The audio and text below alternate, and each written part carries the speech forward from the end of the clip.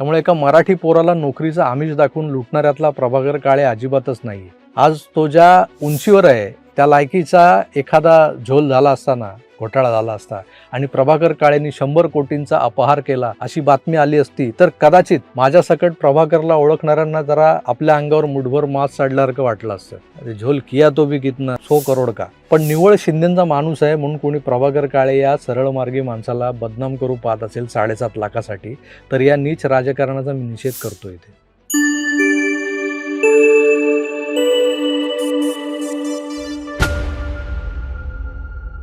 सोमवारचा 22 जूनचा म्हणजे अधिवेशनाचा पहिला दिवस आणि तो दिवस गाजवला एका बातमीनं. बातमी होती जगदविख्यात अशा मराठी वर्तमानपत्राच्या डिजिटल एडिशनमधली, ऑनलाईन आवृत्तीची. विश्वविख्यात संपादक संजय राजाराम राऊत यांच्या संपादनानं सजलेलं गाजलेलं हे वर्तमानपत्र म्हणजे दैनिक सामना. बातमी काय होती तर सरकारी नोकरीचे आमिष दाखवून तरुणाला 7.5 लाखांचा गंडा, शिंदेंचे पीए प्रभाकर काळे यांच्यासह 5 जणांविरुद्ध गुन्हा दाखल. आता गंमत अशी की प्रभाकर काळे हा माझा मित्र आहे, हे जगजाहीर आहे आणि तो आजचा नाही तर 1995 पासूनचा, म्हणजे 30 वर्ष झाली तेव्हापासूनचा मित्र आहे माझा. पण 2002 नंतर माझा आणि त्याचा संपर्क तुटला. तो थेट 2023 उजाडेपर्यंत आम्ही कॉन्टॅक्टमध्ये नव्हतो. म्हणजे 21 वर्ष ना माझा त्याला फोन ना त्याचा मला. नाही म्हणायला मला जेव्हा कळलं की तो तत्कालीन मंत्री, म्हणजे 2014ला जेव्हा एकनाथ शिंदे मंत्री झाले होते तेव्हा त्यांच्याकडे तो पी ए म्हणून काम करतो हे कळलं, तेव्हा मी सहज 1-2दा त्याला फोन करून पाहिला, व्हॉट्सअपला मेसेज करून पाहिला, पण त्याच्याकडून काहीच रिप्लाय आला नाही. आपल्याला काय नाही आला रिप्लाय तर गेला उडत म्हणायची सवय लागलेली आहे. आपण ह्याने असं केलं गेला उडत, त्याने तसं केलं गेला उडत, आपण काही कोणाच्या मागे धावत नाही आणि आपलं काय कोणापासून ना अडलंय ना अडतं. नंतर 2022ला तर सत्तांतरच झालं. त्या दिवशी 21 जूनला मी त्याला विधान भवनाबाहेर त्या आयनॉक्सच्या टर्निंगजवळ जे आहे ना, ते एक कॉफी शॉप आहे, तिथं मोबाईलवर बोलताना पाहिलं होतं. पण तो त्याला भेटायला जाणाऱ्या लोकांना असा हाकलत होता लिटरली. त्यामुळे किंवा तो कुठल्या दडपणाखाली असेल कदाचित, म्हटल्यावर मी पुढे गेलोच नाही. म्हटलं त्या दिवशी आतल्या आत मोठा राजकीय गोंधळ झाला आहे हे लक्षात आलं होतं माझ्या, त्यामुळे मी म्हटलं जाऊ दे.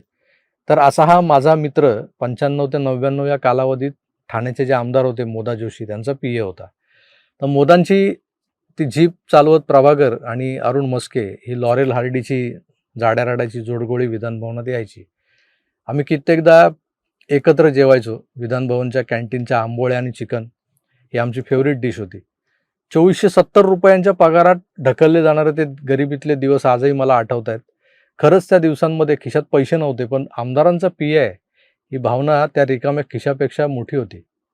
त्याकडे आमच्यातलाच एक, पण आमच्यात नसलेला एक मोठ्या माणसाचा पी ए म्हणजे रवी शेंडगे, नारायण राणे साहेबांचा पी ए. वयानं माझ्यापेक्षा निश्चितच मोठा, पण इतर ज्येष्ठ पी ए मंडळी त्याला अरे तुरे करायचे म्हणून माझ्याही तोंडी बसलेलं राणे साहेबांचा पी ए रवी. हे महाशय कधीतरी विधानभवनातल्या आमच्या शिवसेना पक्ष कार्यालयात उगवायचे. मंत्र्यांचे पी ए तसे आमच्यात कधीच बसायचे नाहीत म्हणा. आमदारांच्या भुक्कड पी एनमध्ये मंत्र्यांच्या श्रीमंत पी एनचं अस्तित्व उठून दिसायचं आणि तेव्हा जेव्हा कधी रवी शेंडगे असायचे आमच्यामध्ये ते असे वेगळे वाटायचे सगळ्यांपेक्षा. तर आम्ही जिथे बसायचो शिवसेना पक्ष कार्यालयाच्या शेजारी आमच्या पक्ष प्रतोदांचे एक दालन होतं. त्यात आतमध्ये त्यांच्या केबिन्स होत्या आणि पुढे असे आम्ही सगळे बसलेलो असायचो राऊंड, गोलमेज परिषद भरायची आमची.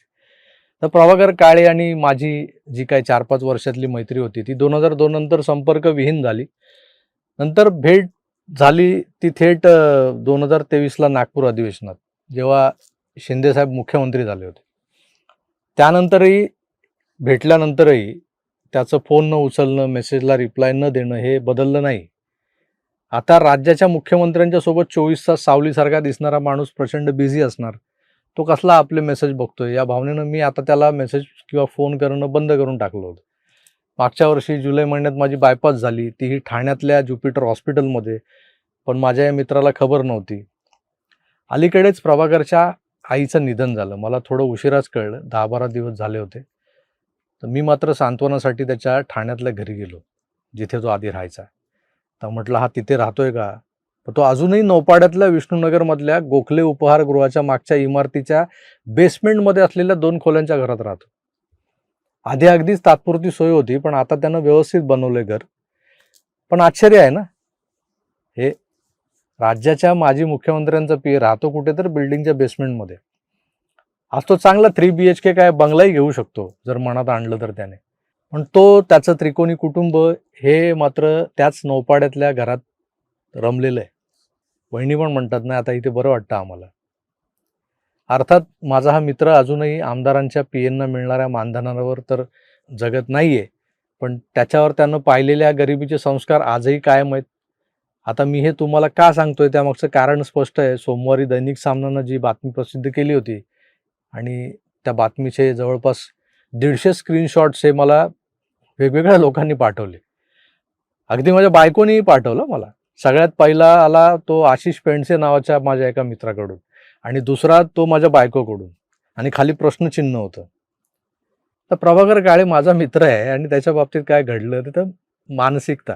हा जो प्रभाकर काळे आज उपमुख्यमंत्र्यांचा पीए आहे, माजी मुख्यमंत्र्यांचा पीए होता. त्याच्यावर 7.5 लाखांसाठी एका मराठी तरुणाला फसवल्याचा गुन्हा दाखल झालाय आणि म्हटल्यावरती काही लोकांनी काळजीने मला हा स्क्रीनशॉट पाठवला, तर काहींनी मला खिजवायला पाठवला, तर काहींना मला हे टोचतंय का हे बघायला पाठवला होता.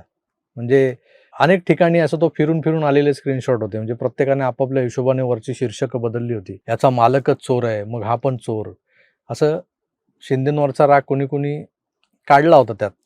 मग त्यांचे फोन येऊ लागले. म्हणजे मी त्या स्क्रीनशॉट बघूनही रिप्लाय देत नाही म्हटल्यावर चायला माझ्यावर बायपास झाली ना, मी हॉस्पिटलाइज होतो, तेव्हा नाही केले या लोकांनी मला फोन. ते लोकही जागे झाले होते परवा. मी एकाचाही फोन उचलला नाही, कारण मला यातली सत्यता काय किंवा यात तथ्य काय हे माहितीच नव्हतं. आता हा बाबा काय फोन उचलत नाही प्रभाकर काळे. त्याला फोन करून विचारलं की बा नेमकं काय झालंय, तो माहिती आहे मला, त्यामुळे मी त्याला फोन केला नाही. हा गुन्हा दाखल तर झाला, हे खरंच होतं. पण विषय काय होता तर तळोजा इथं राहणाऱ्या वर्षा भुताळे नावाच्या एका महिलेनं एक तक्रार केली होती. त्या केलेल्या तक्रारीत शिंदेसाहेब मुख्यमंत्री असताना त्यांच्या मंत्रालयातल्या 6व्या मजल्यावरच्या कार्यालयातल्या विश्वनाथ गच्चे, स्नेहल कोळी, मनोहर चोरगे आणि साईनाथ वटकर यांनी तिच्या भाच्याला वनरक्षक या पदावर नोकरी लावतो असं आश्वासन देत 7,65,000 रुपये लाटल्याचं समोर आलं होतं. यातल्या विश्वनाथ गच्चेनं तुमचं कुठलंही काम असू द्या, मी ते CM साहेबांचे पीए आहेत प्रभाकर काळे यांच्या करवी करून देतो असं त्या महिलेला सांगितलं होतं. एवढाच फक्त प्रभाकर काळे या नावाचा उल्लेख होता या प्रकरणात. हे आता 7,65,000 जे आहेत या गच्चेच्याच अकाउंटमध्ये टाकले होते. या तक्रारदार महिलेनं तसं सांगितलंय आणि तसा प्रूफही दिलाय. ट्रान्सफर कोणाच्या अकाउंटला केली. बरं, हे पैसे घेऊनही नोकरी मिळाली नाही म्हणून त्या बाई मंत्रालयात खेटे घालत होत्या आणि जेव्हा त्यांना कळलं की आपली फसवणूक झाली, मग त्या तक्रार करायला गेल्या. तर ह्या भुताळेबाई खुद्द प्रभाकर काळेंना भेटल्या, तेव्हा त्यांना समजलं की हे सगळं परस्पर झालंय, काळेंचा यात सहभाग नाहीये काही.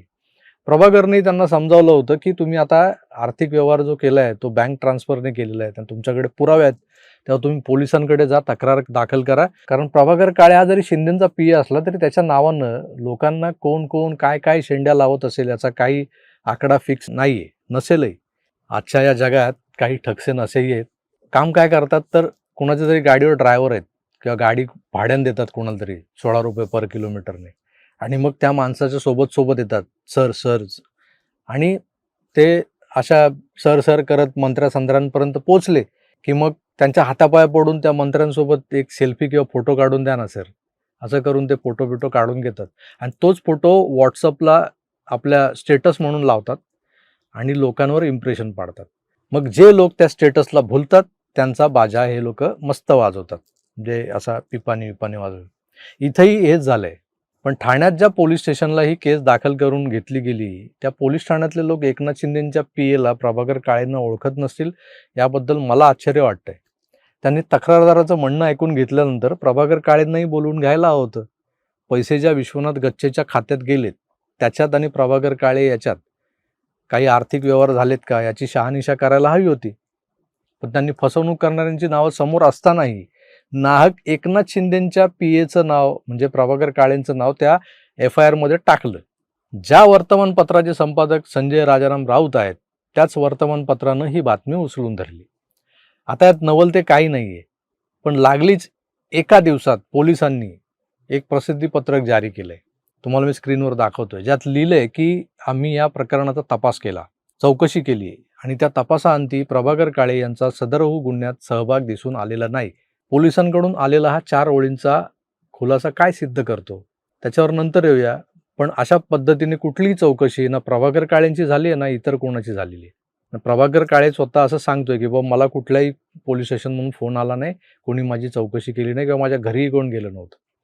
अत्यंत घिसाडघाईनं प्रभाकर काळेचं नाव त्या गुन्ह्यात समाविष्ट केलं गेलं हे यातून स्पष्ट झालं.